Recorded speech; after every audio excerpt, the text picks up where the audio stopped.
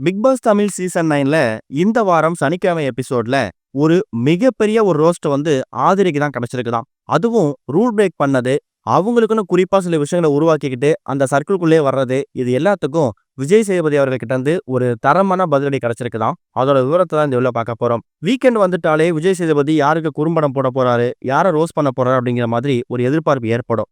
அந்த எதிர்பார்ப்புகளை பூர்த்தி பண்ற விதமா தான் இந்த வாரம் அமைஞ்சிருக்குதாம்.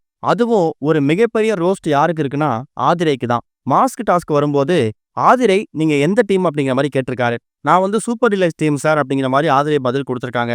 நீங்க சூப்பர் டிலக்ஸ் டீம்னா எதுக்காக பிக் பாஸ் ஹவுஸ்மேட்ஸ்க்கு நீங்க சப்போர்ட் பண்ணீங்க? நாமினேஷன்ல நீங்க வரக்கூடாது, உங்கள்ல இருந்து ஒரு நபர் நாமினேஷன் ஃப்ரீ பாஸ் வாங்கணுங்கிற மாதிரி தான் பிக் பாஸ் இந்த டாஸ்கை கொடுத்திருந்தாரு. ஆனா நீங்க என்ன காரியம் பண்ணிருக்கீங்க? எஃப்ஜேவும் நீங்கவும் ஒரே டீமான்னு கேட்டிருக்காரு. அதுக்கு ஆதிரை இல்ல சார், நான் சூப்பர் டிலக்ஸ், எஃப்ஜே வந்து பிக் பாஸ் ஹவுஸ்மேட்ஸ்னு சொல்லியிருக்காங்க. அப்ப எதுக்காக நீங்க விஜய் பாருவோட அந்த கருத்தை பத்தி பதிவு பண்ணாம சப்போர்ட் பண்ணாம எஃப்ஜேக்காக விஜய் பாட்டு சண்டை போட்டீங்கிற மாதிரி கேட்டிருக்காராம். அந்த இடத்துல ஆதிரை கிட்ட எந்த விதமான பதிலும் இல்லாம அப்படியே அமைதியா நின்றுருக்காங்க. போன வாரமே ஆதிரைய விஜய் சேதுபதி வச்சு செஞ்சுட்டாரு. எழுந்து நின்று பேர் சொல்லலைங்கிற மாதிரி ஒரு ரோஸ்டும் கொடுத்திருந்தாரு. அதுக்கே ஆதிரை ஃபேன்ஸ் நிறைய பேரு எதுக்காக விஜய் சேதுபதி ஆதிரையை டார்கெட் பண்றாரு, டிஃபேம் பண்ண ட்ரை பண்றாரா அப்படிங்கிற மாதிரி கொந்தளிச்சாங்க. ஆனா இந்த வாரம் விஜய் சேதுபதி ஆதிரையை வச்சு செய்யற பார்க்கும்போது ஆதிரை ஃபேன்ஸ் என்ன மாதிரி மனநிலையில இருக்க போறாங்க அப்படிங்கிறத கண்டுபிடிக்க முடியல.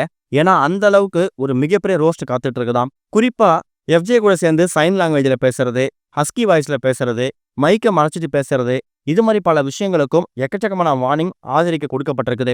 நீங்க உள்ள வந்து குரூப்பை ஃபார்ம் பண்ணிக்கிட்டு உங்களுக்கு பிடிச்ச நபர்களுக்காக நீங்க இருக்கக்கூடிய சூப்பர் டீலர்ஸ் ஆளை பகச்சிக்கணுங்கிறதுக்காகலாம் இங்க ரூல் புக் கொடுக்கல.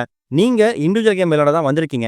நியாயப்படி பார்த்தா நீங்க விஜய் பாருக்கு சப்போர்ட் பண்ண வேணாம். ஆனா சூப்பர் டீலர்ஸ் கிட்ட என்ன ரூல்ஸ் இருக்கோ அதை நீங்க ஃபாலோ பண்ணிருக்கணும். நீங்க முக்கால்வாசி நேரம் எஃப்ஜே கூட டைம் ஸ்பெண்ட் பண்றீங்க, அது உங்களோட ஸ்ட்ராட்டஜியா கூட இருக்கலாம். ஆனா அதுக்காக சூப்பர் டீலர் ஹவுஸ்மேட்ஸை பகச்சிக்கணுங்கிற நியாயம் கிடையாதுல்ல அப்படிங்கிற மாதிரி ஆதிரைய எக்கச்சக்கமான ரோஸ்ட்டை கொடுத்து வறுத்து எடுத்திருக்காராம். விஜய் சேதுபதி கேட்டிருக்கக்கூடிய ஒரு கேள்விக்கும் ஆதிரை கிட்ட இருந்து பதிலே வராம அவங்க அப்படியே அமைதியாவே நின்றுருக்காங்க.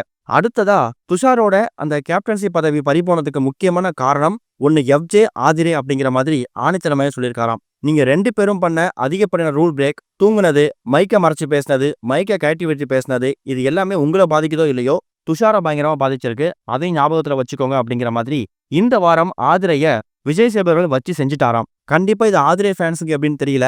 ஆதிரையை பிடிக்காதவங்களுக்கு ஒரு சீனும் ரசிச்சு பார்க்குற மாதிரி, என்ஜாய் பண்ணி பார்க்குற மாதிரி தான் அமைஞ்சிருக்குது.